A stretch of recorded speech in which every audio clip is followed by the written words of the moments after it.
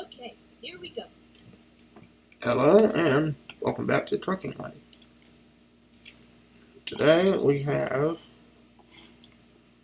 a trailer of live cattle, and we are taking it from here and I'm not sure where we're at actually, but we're going to Socorro, and we have 11 hours to get there, but we are estimated to be there in 4 hours, so let's get going.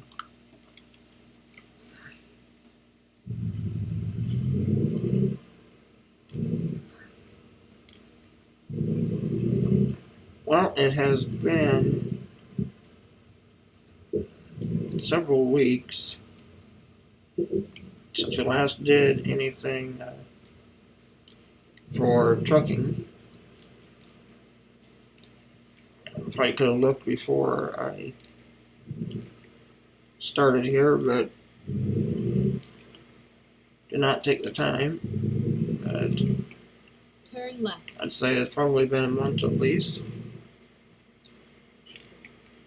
So it's kind of good to get back and just be able to chat while driving. Don't try it at home.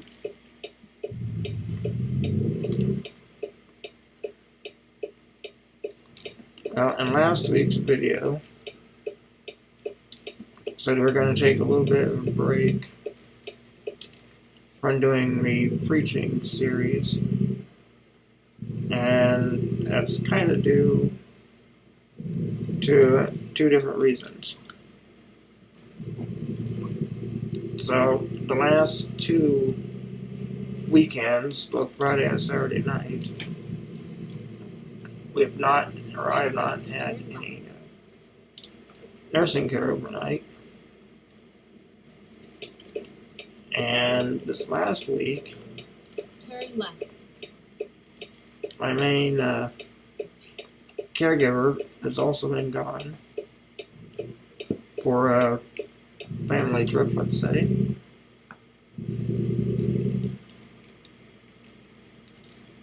So I've had several nights and one day that's just been my parents and I. So I don't do anything extras like doing videos, except this way. So that's the main reason why there Get had ready to turn right. said about taking a break. And also I wanted to do a little bit more Turn right.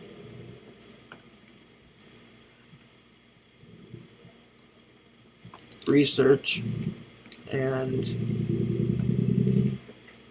education on my own part before doing more videos.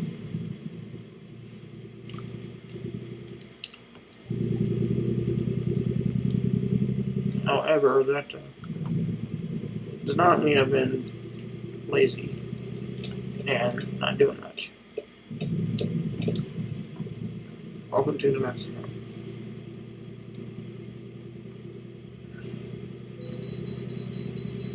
And of course I have to wait.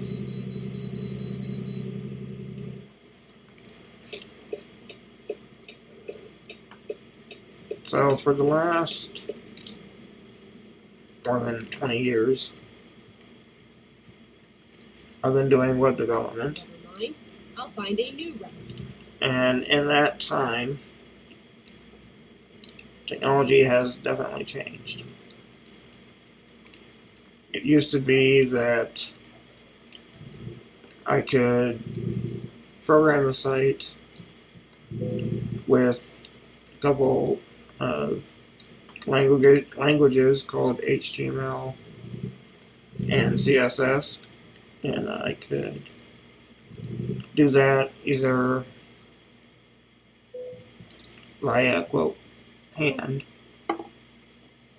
like cows less than 59,000 pounds.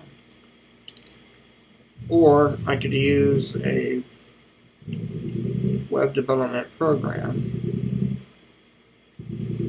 that would make coding go faster but still end up with a site that it only uses those two languages, or mostly at least. Now, in the last 15 or so years, at least when it really started, I'd say, there's now a big market for something called a CMS, or content management system, that allows site owners to do their own work and not necessarily need to employ someone like me to keep their site updated after it's been built. So that therefore decreases the amount that I need to do, but it also means I need to continue upgrading my knowledge and skills. Part of that is also keeping up with software. So, like anyone, I want to keep costs as minimal for me, and therefore I'd be translating that to my clients as well, and try to not charge them exorbitant fees, but enough that all expenses at least are well covered.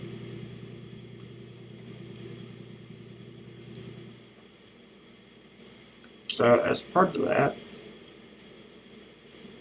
I've been using software such as Adobe Photoshop,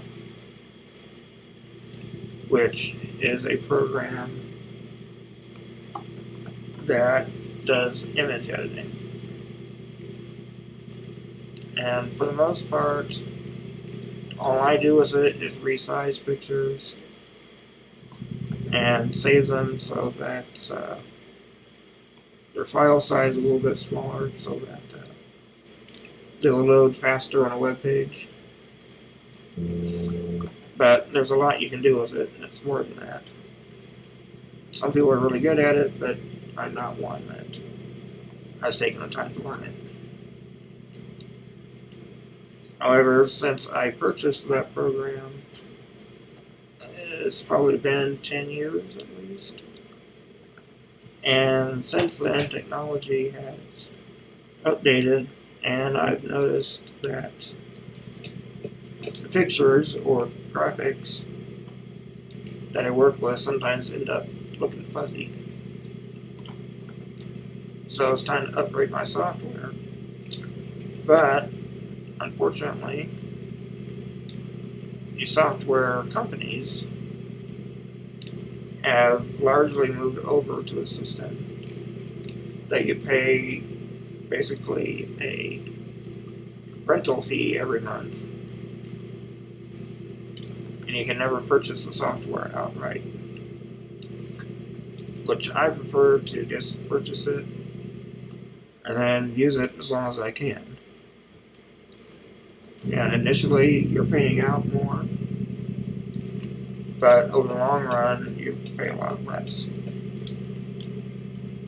So on my end, I like being able to pay less, but on the manufacturer side, they of course want to maximize their profits. So I waited as long as I could, but I have now finally had to go with new software and into the basically rental fee every month.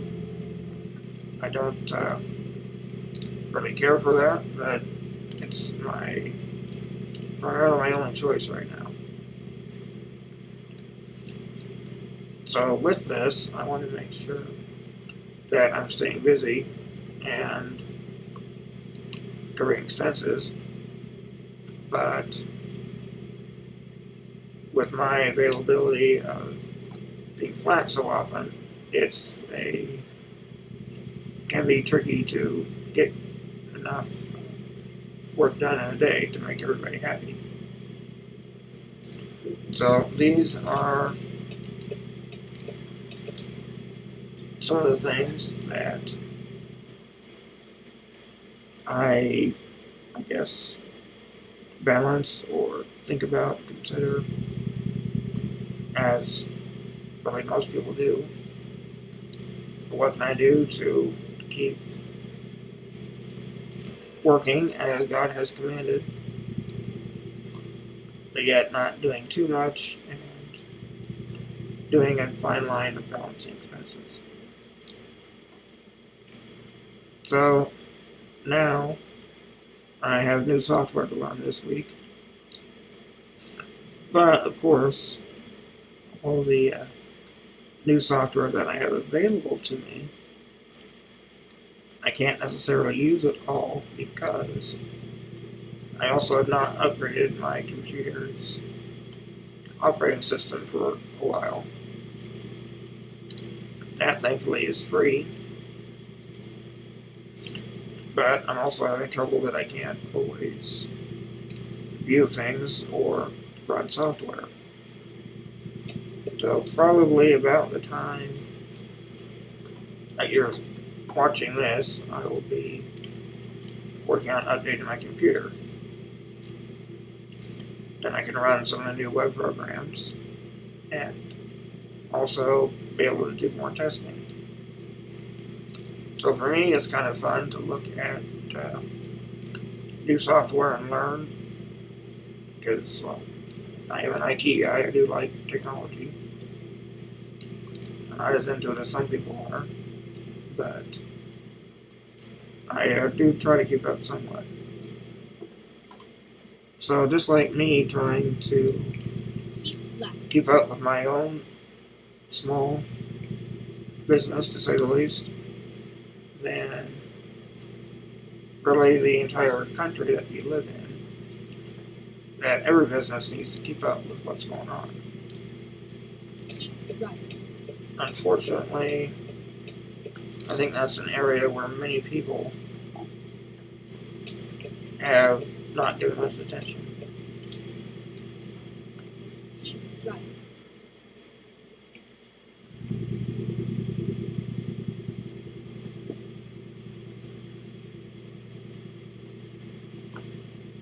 Just before I started doing this video, I was watching a documentary on the Transcontinental Railroad,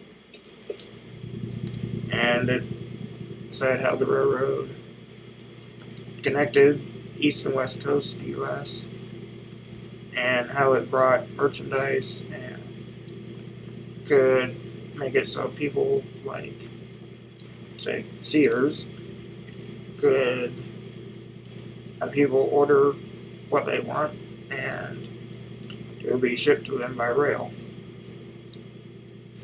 And we see that constantly now, that we go online, we can buy whatever we want, and it gets shipped to us. And not necessarily by rail always, but by trucks and trains or delivery vans, and whatever. And part of that now means that we easily get goods from other countries and definitely other continents as well. That can be good, but also can be a detriment to the country you're in. So I know for living in the U.S., a lot of what we get comes from China and Asian countries. I mean, I think it would be hard pressed for most Americans to go around their home and see how much they have that was actually made in the U.S. And for those in other countries, I would challenge you to look around your house and see how much of what you use daily was made in your country, or at least a neighboring country that borders your own. So now we've been seeing a lot of Keep supply right, and then problems exit right. that since the U.S. doesn't make a lot of our own things, that we're Exit being right. reliant on other countries, that we can't always get it, and therefore given more support to those countries instead of our own.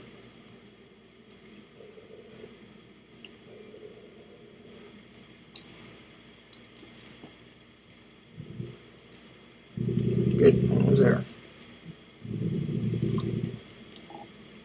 And now I keep seeing news reports of how two of the larger countries, Russia and China, are quickly gaining forces together, and between those two, they may represent the And then turn strongest left. military and economy in the world. And for a lot of people, that's Turn left. a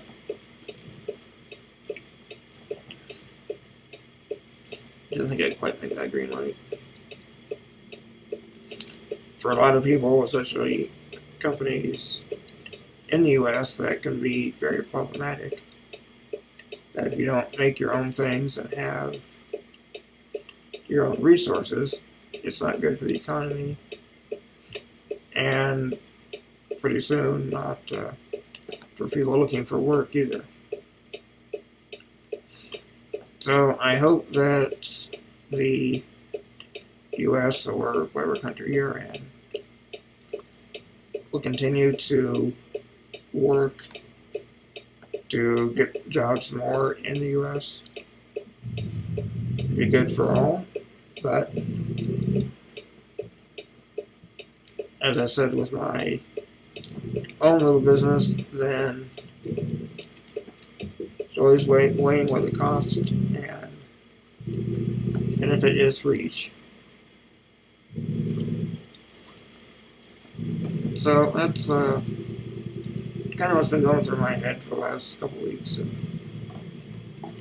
weighing options of what to do for upgrades, and I pray that they will work out. I can keep doing Get ready to turn right. more websites for people and remain productive. But as I've explained on previous videos, Turn right, and then I have to be careful how much I do for that as well.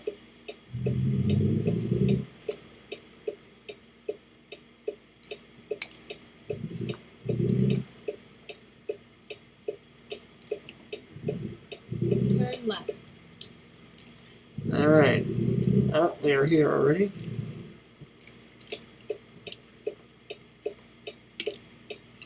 Oh, come on, car. Well, as part of that documentary I watched, You have arrived at your destination. it talked Your about route guidance is now finished. cattle drives to get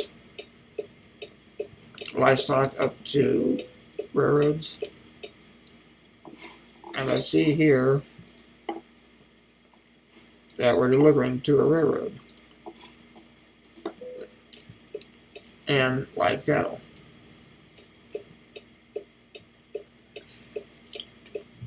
So at that time in history, railroads did use or did haul a lot of animals. However, now I don't believe it's done at all. At least here. So delivering these cattle at a rail yard isn't quite realistic, but it's what the game does. Hey, made it.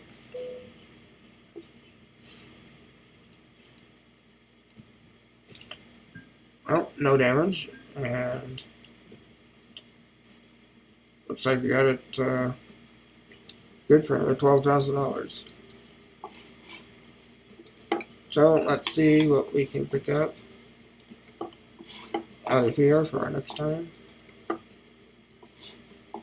We're in central New Mexico. Could get some large loads or back over to Arizona. Go back to our home in Denver. If we did that, we can pick up our own trailer again.